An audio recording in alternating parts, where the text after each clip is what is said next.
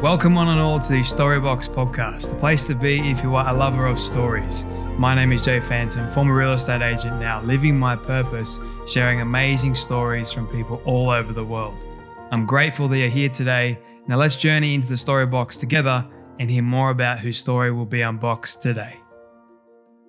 Well, everyone, it is my absolute pleasure to welcome Dr. Edith Eger from the Storybox podcast today. A native from Hungary, Dr. Edith was just a teenager in 1944 when she experienced one of the worst evils the human race has ever known.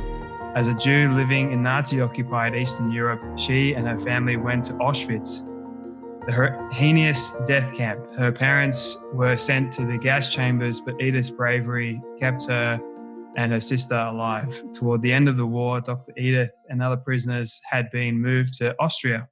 On May 4th, 1945, a young American soldier noticed her hand moving slightly amongst a number of dead bodies. He quickly summoned medical help and brought her back from the brink of death. Already such a powerful beginning.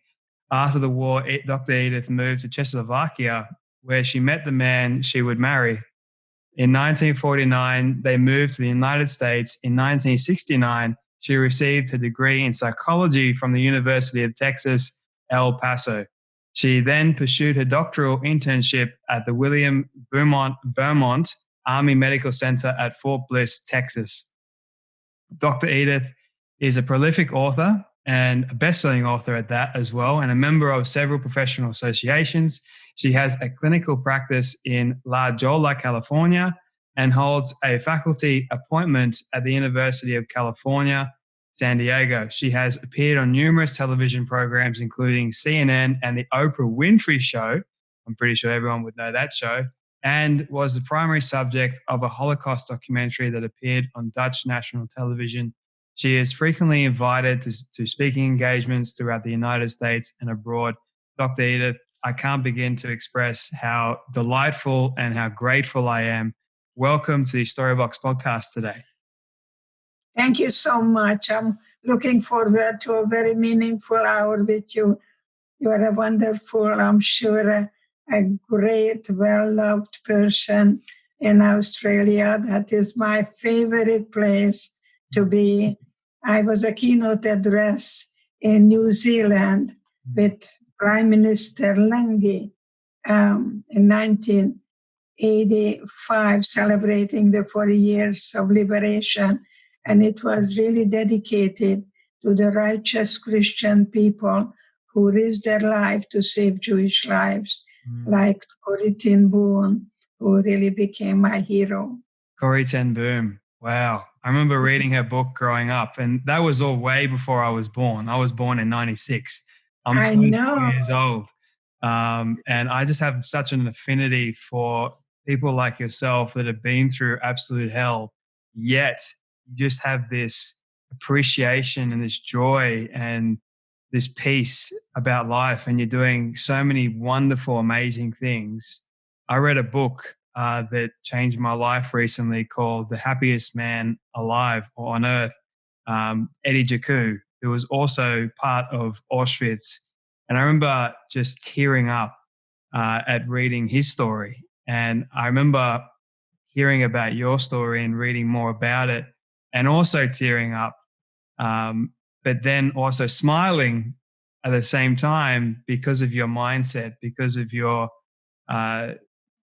just who you are as a person. And before we dive into all that, Dr. Edith, I have one question that I've always wanted to ask you, but I've asked a lot of other people this question, which is, what does success look like to you? Peace of mind, being congruent, being well-connected, and being a take-charge person of your thinking, feeling, and your behavior. None of the positive thinking does any good unless it's followed with a positive action. I love that. When was the moment for you that you sort of realized your own version of success, that it is peace of mind and attributing success to that? Has it been a gradual thing for you, or is there a catalyst for you? I'll tell you the time when I felt like a complete imposter. I began to work with PTSD, and I had 2 Vietnam veterans, and one of them was blaming, cursing God, country.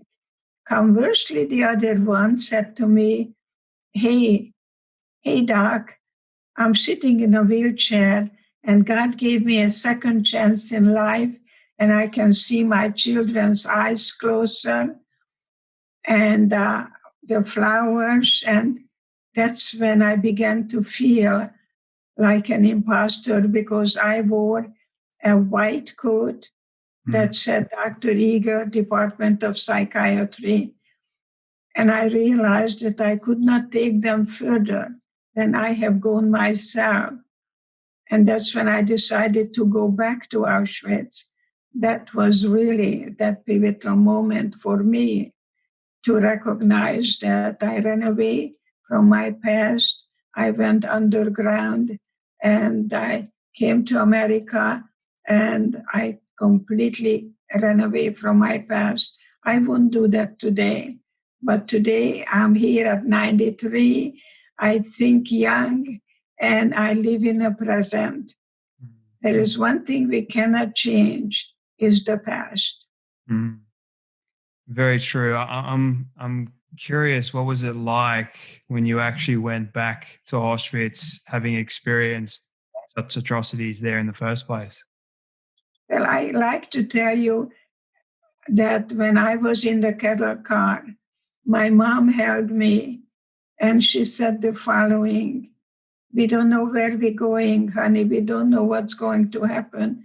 Just remember, no one can take away from you what you put in your own mind. And that's why I wanted to go back to Auschwitz, to honor my parents, because I lost my family. I never went to a funeral. And yet I asked my sister to come with me, because we were there together. And I told her I want to honor our parents and loved ones. And she said I was an idiot. I was a masochist. So we had the same experience, entirely different responses. So out of that came my theory and the work I do. It's really about grieving, feeling, and healing. You cannot heal what you don't feel. So that's the work I do. That's my calling. As long as I live, I will never, ever retire. I absolutely love that. I would like to ask you how you actually grew up, because I read in the introduction there that you were only a teenager when World War II happened, and then you were taken to the death camp. So what was your childhood like? Do you have any memories of that? My childhood was very, very difficult, because my parents really wanted a son after 2 girls. And on the top of that, I became cross-eyed when I was 3 years old. And my sisters blindfolded me when they took me for a walk, so nobody would know what an ugly sister I was. They were singing songs about me, that I'm ugly, I'm puny, I'm never going to find a husband. And today when I go to schools, that's the first thing I ask the students, not to allow anyone to define who you are. Because God doesn't make junk. That I like that people talk about that. Young people tell me God doesn't make. I love that. I love, because we are one of a kind, unique, put here in this earth, like being planted as a seed, and then we have to watch what you be used for water. So I beg people to love themselves, because self-love is self-care. It's not narcissistic. That's really important, to get up in the morning, look in the mirror, and say to yourself, I love me. And I honor me too, because many people can do what you can do, but not the way you can do it. That uniqueness, that one of a kindness, that authenticity is, I celebrate. especially when someone is coming to me to go through the grieving process. I was just getting a phone call that someone gave birth 2 days ago and the baby died. So I'm going to hold that woman's hand and do the grief work, because if she doesn't do it now, many years later, it's worse. It's good to really face the truth and not to use defense mechanism like denial or delusion or even minimization. Auschwitz was hell. It was also an opportunity to discover your inner resources. And that's what I bring you today, that power of the spirit that I was really practicing in hell, like Auschwitz. I'm curious about people that go through this denial process and attributing or going through really healing, because I know for me, I never experienced anything what you have, Dr. Edith, but I've experienced my own levels of pain and grief over the years, a lot of loss. And I'm only 24. And some people sort of question, like, Jay, how are you still here? How are you still standing? And I say to them, because I'm blessed first and foremost to have gone through all of that. And I like how you mentioned the imposter syndrome, because for many years I felt the same way. And I had a moment last year that I sort of woke up to the fact that I was being an imposter to myself. I wasn't being true to me. I didn't know who I was. I didn't know my self-worth. And what I want to ask you now, Dr. Edith, is why do you think that people struggle to really accept or know their own self-worth and love them? Why do you think that is a problem? I think it's very important to acknowledge that when you're angry, you either have something what you don't want, or you want something what you don't have. Mm-hmm. And that's why very important to acknowledge whatever happened, you made it thus far. So the question is not why me, but what now? But you got to go through the rage and not to cover garlic with chocolate and not to try to minimize anything, because suffering made you stronger. Mm. Okay, so I remember it's very important to think about your thinking, because what you think, you create. Yeah. So I like you to do two things. Think about your thinking and pay attention what you're paying attention to. Anything you pay attention to, you reinforce that behavior. Mm. It's very true. So don't say yes, but say yes, and furthermore, I made it thus far. Mm. So the question is, what now, not why me? Mm-hmm. I love that. And why not me? Why not why me? Not me? Why not me? I was chosen to be with you today at 93 and having 3 children, 5 grandchildren, and 7 great-grandsons. I consider that the best revenge to Hitler. Success. Well done. I made it. And every moment is precious. I don't take anything for granted. I eat up every crumb on my plate. I never throw out food if I can help it. If you take me out to lunch, and chances are I'm going to eat up your food if you don't, or take it home. So what happened to you in terms of experiencing suffering? So I don't mean to take away from your story at all, Dr. Edith, But in short, I was born fighting. I was born with kidney reflux and scar tissue on my right kidney. And then at 2 years old, I got salmonella food poisoning, which almost killed me. And then further on down the track, at the age of 6, I was sexually abused. Then I was just in and out of hospital a lot with different health issues.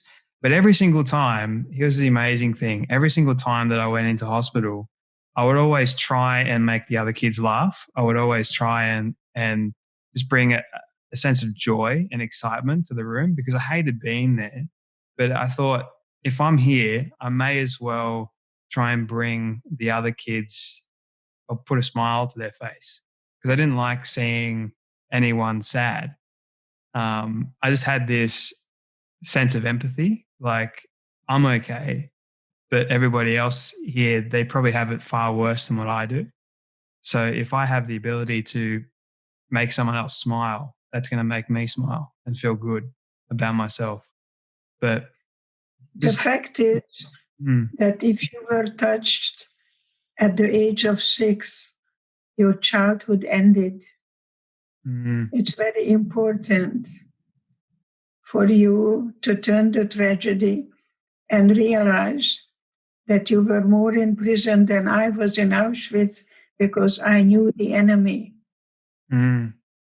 So it's very, very important not to try to compare, but suffering makes you stronger.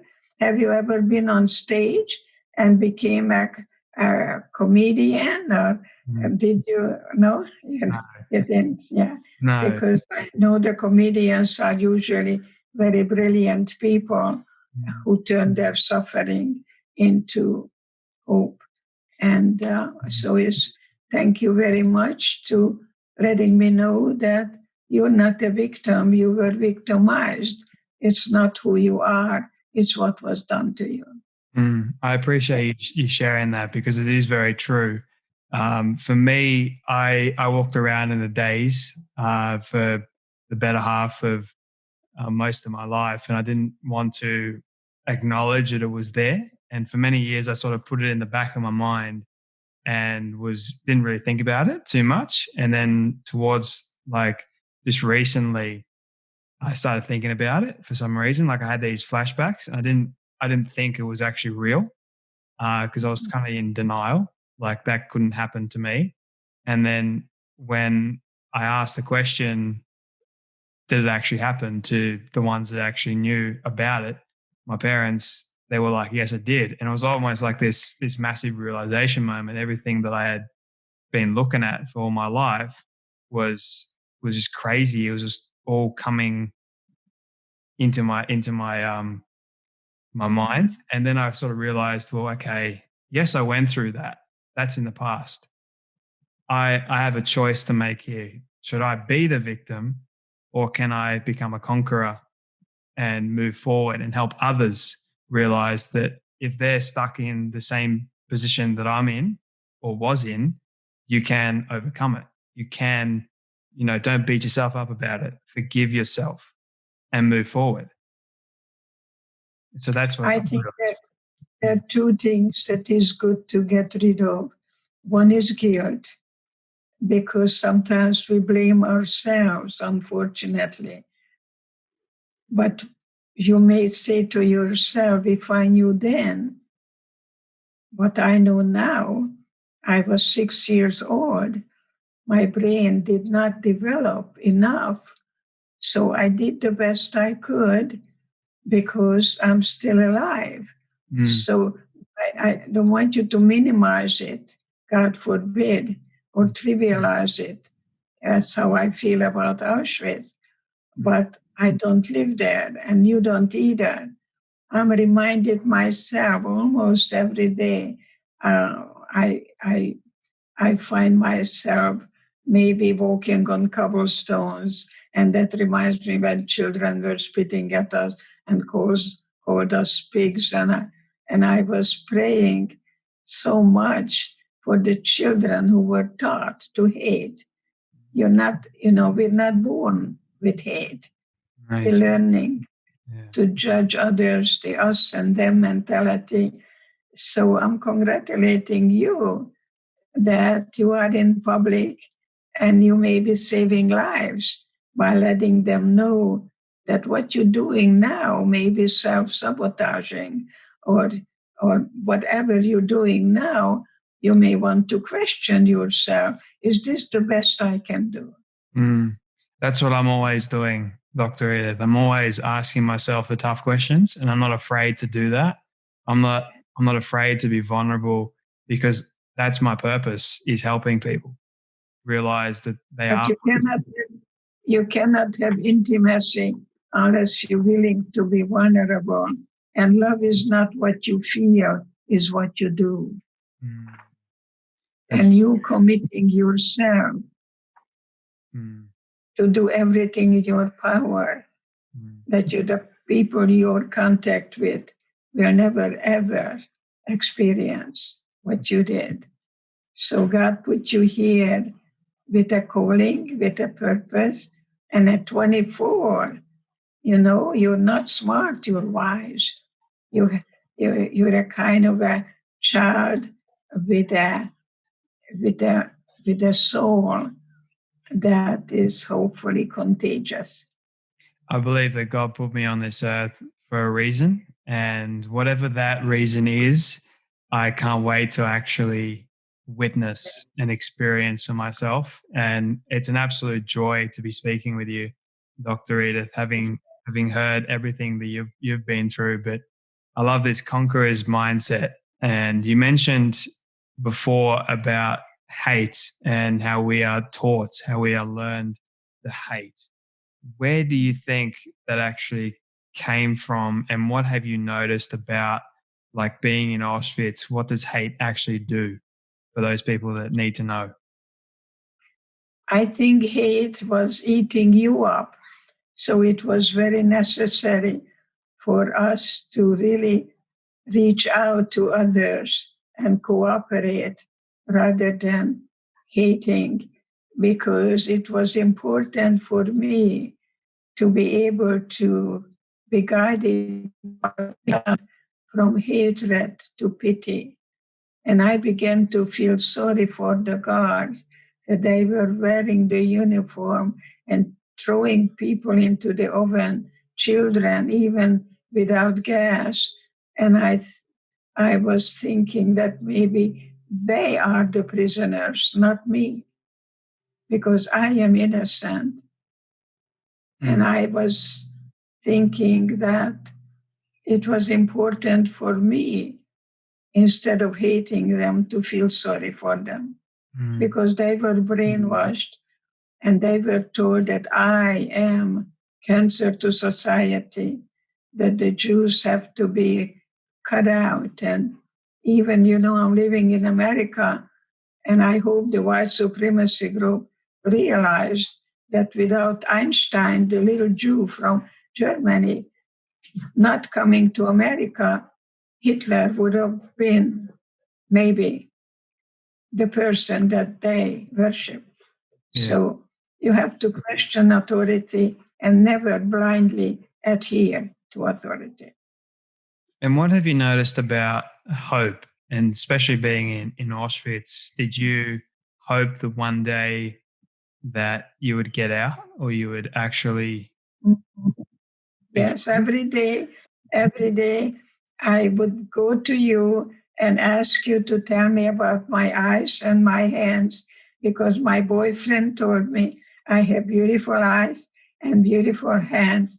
And I said to myself, if I survive today, one day at a time, then tomorrow I'm going to be free. I never even allowed the enemy telling me that I'm never going to get out of here alive. And I said to myself, when I get out of here, so I didn't allow them to ever murder that spirit that is with me today as I talk to you. And what was it like being liberated from that place? Can you describe for us that feeling? I think very important to know that freedom can be very scary, The book you want to pick up is Escape from Freedom by Eric Fromm, because you see, we were liberated and people would go through the gate. And guess what? They would come back and sit down. So many years later, I worked with the military closely, and I worked with women who were battered by their husbands. They were beaten by their husbands. And I told them not to put up with anything like that, but they were brainwashed. The husband told them that without him, they are nothing. They would take away the card to go to the PX because they were jealous, they were possessive, and they didn't want the wife to be going out of the house that perhaps she'll find someone. I think it's very important to make a difference between a husband who is your soulmate or a husband who is unfortunately wanting to control you emotionally and most of all financially. It's very, I'm curious, Dr. Edith, having been through Auschwitz and sitting down, you got your doctorate of psychology, and sitting down, hearing all these people share some pretty hard-hitting things. How did you manage to remain as positive as you can be? Because I understand that psychologists, they sort of like, they hear a lot of negative stuff all the time. How did you remain positive? Like, what were some of the things that you did? I think I realized that I ran away from the past, and I decided that I want to go back to that lion's den and look at the lion in the face. And for me, to go back to Auschwitz was the best thing I've ever done, the most positive thing I ever done, to go back to the barracks where I danced for Dr. Mengele, to be able to take back my innocent self. So I think grieving is still with me, because I have yet completely forgave myself that I survived. I am still, I am still climbing that mountain, and every day is beautiful, because I don't think we ever experience what we have until we lose it. So I am appreciating every moment when I get up in the morning, because I look at life as one day. Mm-hmm.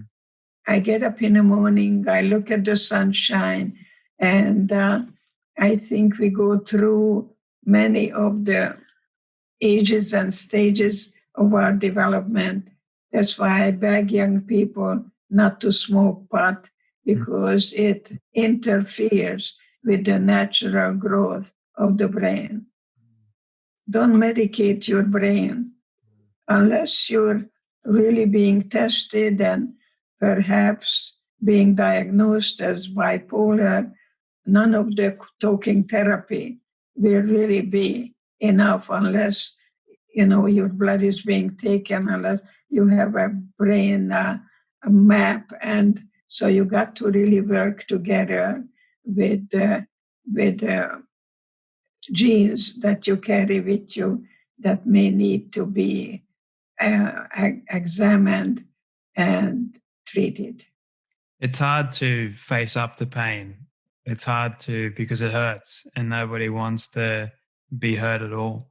And that's why they want to numb the pain rather than face up to it, because it's easier to numb it than to walk through it. But it doesn't go away. No, it never does. So that's why I give you a couple of things my daughter calls EDism.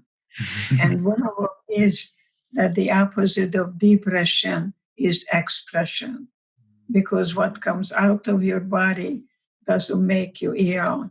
So share your secret. That is what I like when you guide people to find others, to see how they can be for something and go through the ages and the stages of grief. That's very important. And to be able to let go of guilt and let go of worry. Worry is in the future, and we never worry about good things happening. And with that comes two very important words: what if? What if this? What if that? And then you may come true what you fear, what you think you create. And when you say, I'm always doing that, I'm never going to be happy, then sure enough, you have a negative self-fulfilling prophecy, and then you may come true what you fear. So it's very important to pay attention what you're paying attention to. I love how you said that you wake up every single day and you realize that life is a gift. And I believe that it's a choice, first and foremost, to actually acknowledge the pain, acknowledge that life is precious, that you are worth something, that you are valuable. And I came up with this method that I share with other psychologists as well. And it's not clinically proven or anything like that. I just share it with them. And I want to share it with you. I call it the CAP method. And it can go either way. So a lot of the people, they go through life making the choice to accept their current reality for what it is. And they're persistently telling themselves that they're no good and they never amount to anything. Now that could go with their surroundings, other people could tell them, and then they're making the choice to actually believe it. And it goes back to the original thought before, which is what you tell yourself, you will start to believe.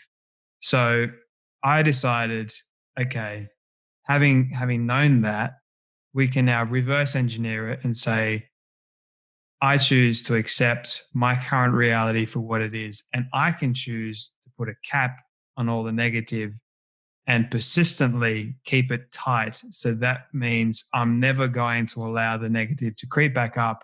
I'm going to continue to tell myself that I am worthy, I am enough, and I forever will be. And I'm going to remain in this positive mindset because that is my choice, and I'm not going to allow anyone to take that away from me. So I thought I would share that, and hopefully it's a help to someone that's listening. I love it. I love it. I love it. And I'm also wanting to tell you that it's good to be a realist. A realist, not an idealist. To be realistically aware that you're not running away or fighting the past. I call it my cherished wound, and you have your cherished wound. And it's good to keep it there and cover it up beautifully and reach for it. And it's there for you, watching you going through life with as much joy and passion and love, of course. Love, it conquers all. And my definition of love is the ability to let go.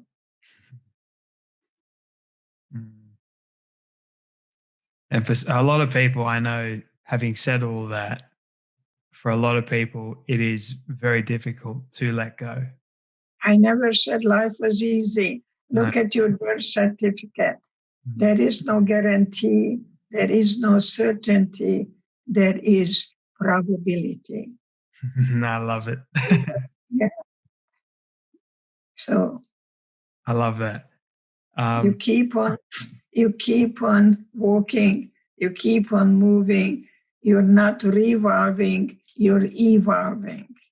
Just like a butterfly. I didn't wear my butterfly today.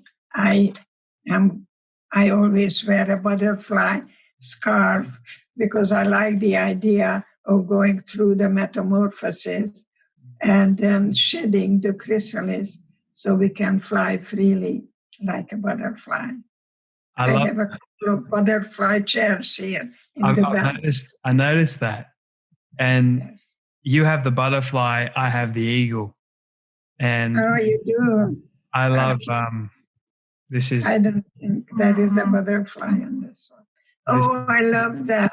Oh, honey, I love that. so Keep flying. it comes Keep from my life. flying. Keep going. And Uh, it comes from my life verse, which is from Isaiah 40, verse 31, which is, those who hope in the Lord will renew their strength. They will soar on the wings like eagles. They will run and not grow weary. They will walk and not be faint. And then on the back is the actual picture of an eagle. And then it I, says, he gives strength to the weary and increases the power of the weak. And beautiful. I keep that with You me know, all the time. yeah, that is really, really amazing. Uh, I had a woman coming to see me, and she wore a very big cross. And among other people, I studied with Carl Rogers about unconditional positive regard. And I practiced that with everyone, even with the white supremacy boy. And so I did that with the woman. And finally she said, I'm so happy I found a beautiful Christian woman like you. And I'm thinking, well, that's okay. Jesus was a Jew. It's okay.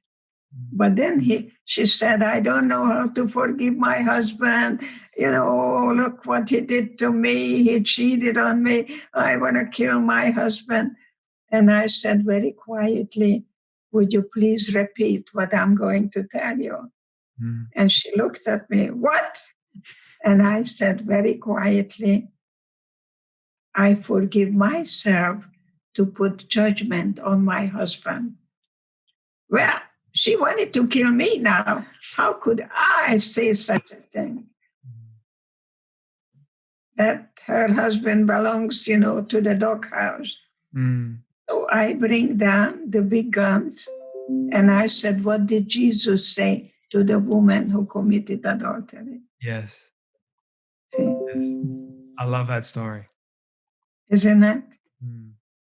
And I'm always curious because it says that Jesus was drawing something in the sand in front of him. I'm always curious, like, what was he actually drawing? What was it? Was he just fiddling around or was he actually writing something in there? And if he was, what was it? That's what I've always been curious about. But I love the poeticness of, where are your accusers? None, my Lord. Go away and sin no more. Like that for me is just, you can be doing the worst possible thing, yet you can still be forgiven. There is a gift in everything. There is light in the end of the tunnel. Everything is temporary. Now we are locked in. It's how we're going to use it. Maybe write a book or read another book or read my 2 books and realize that, why did I write the book? I can tell you, people ask me all the time that the person that really kept pushing me was Philip Zimbardo from Stanford. And he said that the survivors who are famous are all men and they need a woman's voice. Yeah. So that was really what made me sit down and thinking that I am going to write a book that will be the female voice of Viktor Frankl. I love that. But I'm not Viktor Frankl because he was a medical doctor when in his studies in Auschwitz, and I was a 16-year-old teenager in love. So we have different age. Yes, it was important, both of us using the same skill, because when he was beaten, he closed his eyes and imagined that he was in Vienna lecturing about the concentration camp psychology, and I said I too closed my eyes when I danced for Dr. Mengele, and the music was Tchaikovsky, and I was dancing the Romeo and Juliet at the Budapest Opera House. So when you were touched inappropriately at the age of 6, you may have checked out as well. It's time for you to find that little boy and tell that little boy is never going to be left by you, that you're never, ever going to run from that little boy, and that little boy is provided with safety. Children need to know that the world is a safe place. So find that little boy, take him for a walk, buy him an ice cream cone, and maybe even a teddy bear, and tell him, I'm never, ever going to leave you. It's beautiful. I'm the only one who will never, ever leave you. And find that little boy who now is being told, you can just be a little boy. Because you stopped your childhood. You can now go and just kick the ball and do what little boys do, because I'm here. I'm a healthy adult guiding the both of us to freedom. And that's my choice. I love it. And the two words are two F words: freedom from the prison that are in our own minds. The biggest concentration camp is in your own mind. Yeah. And the key is in your pocket. Sometimes I think about existentialists like Jean-Paul Sartre, and he wrote about no exit, very nihilistic. And if I would talk to him, I would ask him, how did you get in there? See, we have a black hole that can just pull us into that black hole. That's why life is so difficult. It's very true. Dr. Edith, who has been the one person in your life that you can remember that gave you a renewed perspective on life? Can you remember that particular person? Well, my two sisters were very talented, and one of them played violin, and actually she was a child prodigy in violin, and she was already in a camp in Budapest, and her Christian professor smuggled her out until the end of the war. And Magda was the pianist, so many people didn't even know I existed. So my mother took me to a ballet school, and that was the ballet master who picked me up and said that I was made by God, that created me to enjoy life and have ecstasy inside out. But I didn't know the word ecstasy. I didn't know what he was talking about. And in Auschwitz, that's what I discovered, that I could look at now life from inside out, and they cannot ever murder my spirit.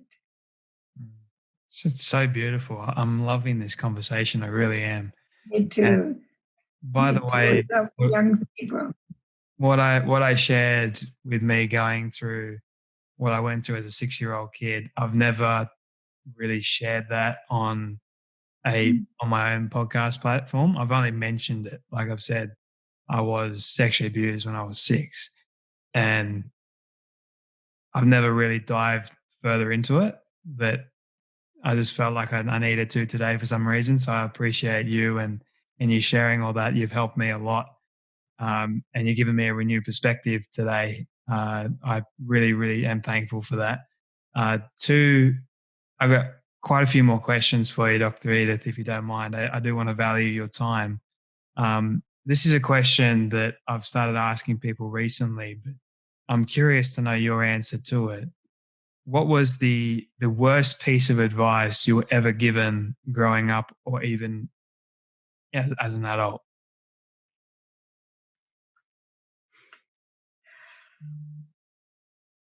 Examine your life. Appreciate every moment. Wait, it was the worst piece of advice. Is that what you asked? The Yes. worst piece of yeah. Worst piece of advice. Okay. Listen to your ego. Your ego is your false self. Why? Because it's false. It's the image that you create. You see, you may now say all these beautiful things, right? You're actually quoting Jesus, because when Jesus said, turn the other cheek, what he's telling you not to do the same thing, but look at the same thing from a different perspective. So today your ophthalmologist, actually, I'm letting you to see that little boy, that innocent, precious little child that God has created for a reason, give you purpose. So I think it's not what happens, it's what you do with it. It's how you look at it as an opportunity for an opportunity to discover the ecstasy that my ballet master taught me. I love that. I wish I could find that man now and thank him that really led me to look at everything in life as an opportunity. If people were to read your books, what would which page would you tell them to start from? Would you tell them to start at the beginning, or would there be a particular chapter that you can open up to that would be the most powerful? Page 11. Page 11. Page 11 is right here. Here, I'll open it for you. She'll get it for me. It's very important for you to evolving rather than revolving. Okay? So the question is, what now? The prison of victimhood. Ooh. You cannot be a victim without a victimizer, and it gives you the license to do nothing. You cannot be a victim without a victimizer. And the victims will blame, and children blame. And while you blame, you're still a child. So forgiveness is not about me forgiving you for what you did to me. It's for me to release you and not carry that person who touched you inappropriately and thinking that you're going to like it, you're going to have fun together, because that's not a man.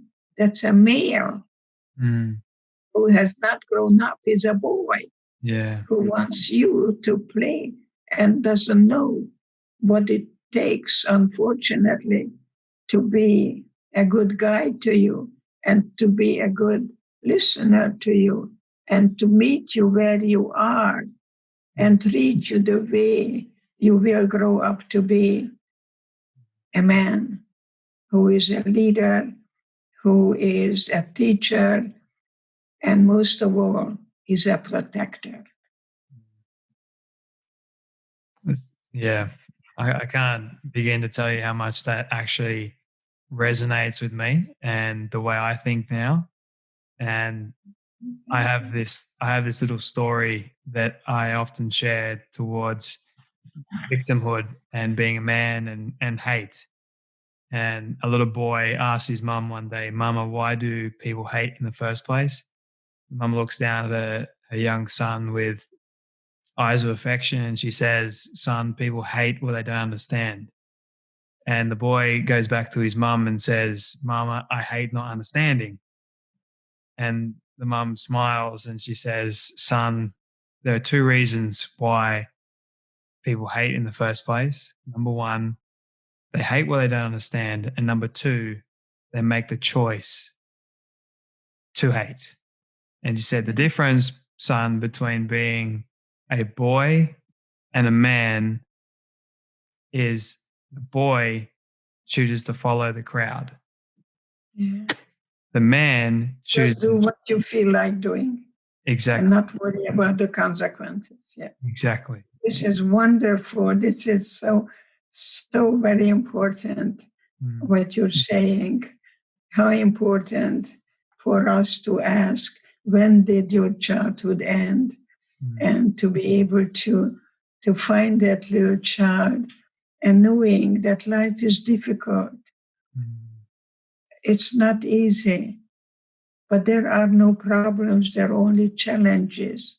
There are no crises, there are only transition.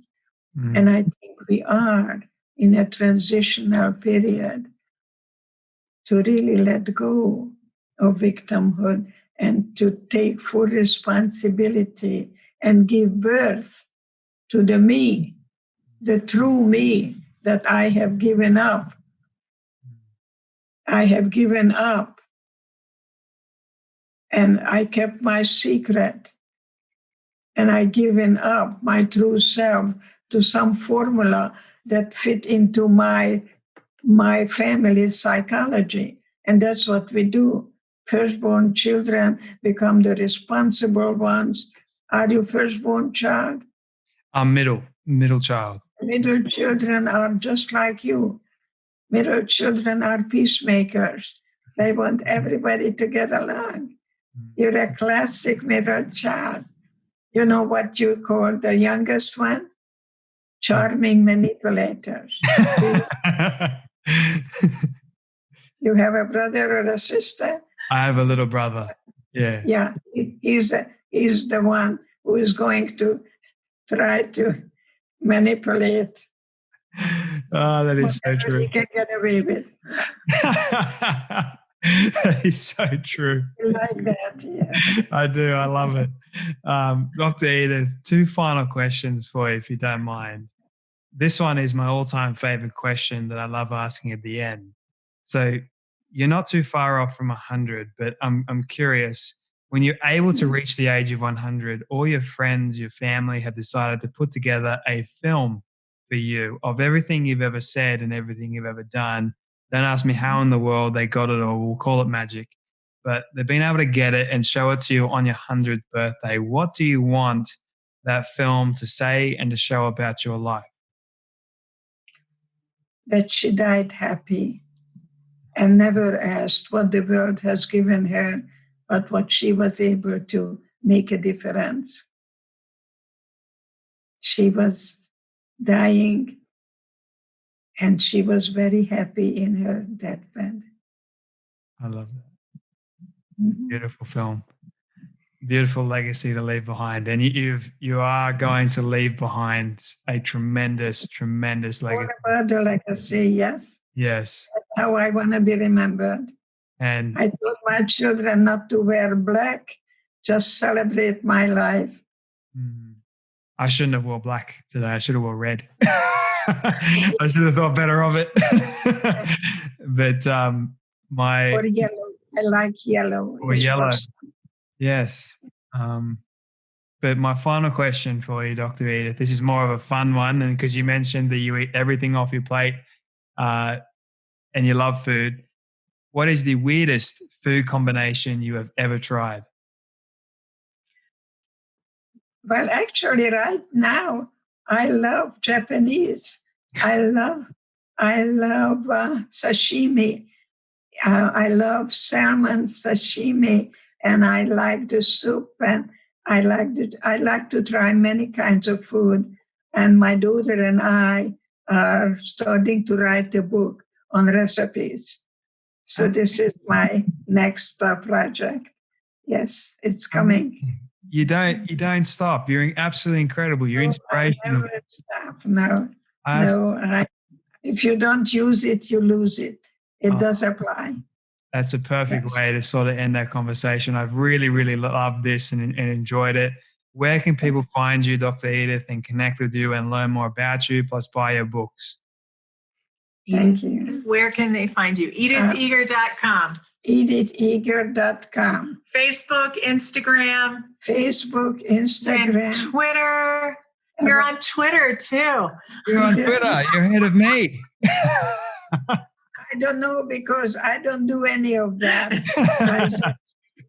I just do what I do, but I don't know anything with machines. I don't know much about how to set up the Zoom. I have beautiful Katie girl who is my right-hand person. She's amazing. And thank you both so much. Thank you. It's been an absolute delight. Thank you for coming on the Storybox podcast. Thank you.